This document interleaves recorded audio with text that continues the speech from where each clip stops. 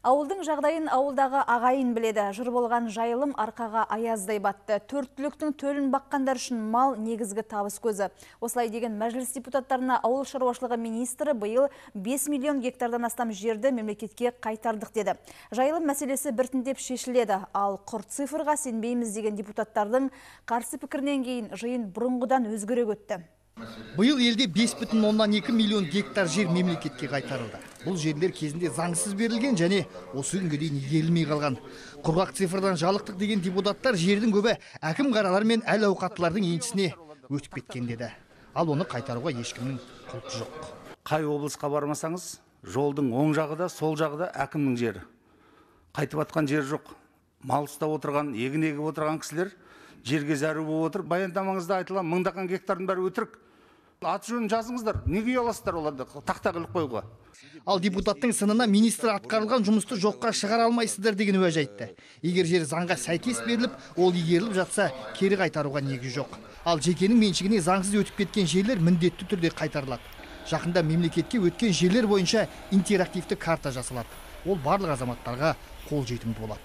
Әкімдердің жерлерін жерлерге біз тиіспей қорғап отырық деген мен қабылдай алмаймын.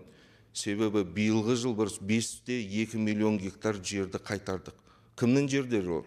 Сол әкімдердің жерлері бұрынғы болған, олигархтардың жерлері сот арқылы қайтарып отырық, өздері де қайтарып отқан. Мәжілістің төрағасы жайылым мәселесіне министрлік, прокуратура, саяси партиялар, жауапты органдар мен сарапшылар бірлесе жан-жақты араласу қажеттігін айтты.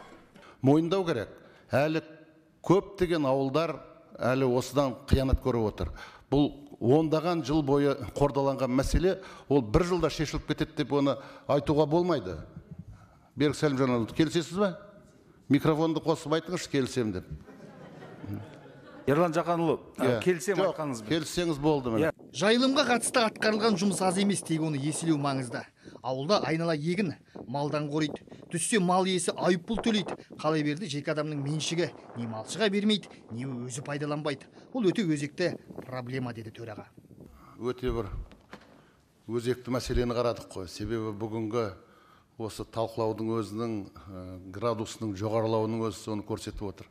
Жасап жатқан министрлігінің жұмысы жеткіліксіз деген бүгінгі пікірге мен де қосыламын соған. Бірақ істеп жатқан жұмысында көрсете білу керек. Қызу талқыдан кейін жерлердің пайдаланылуы мен қорғалуын мемлекеттік бақылау мәселелері бойынша өзгерістер енгізу туралы заң жобасы бірінші оқылымда мақұлданды. Құжат аясында жер заңнамасын бұзған шенеуніктерге жауапкершілік күшейтіледі.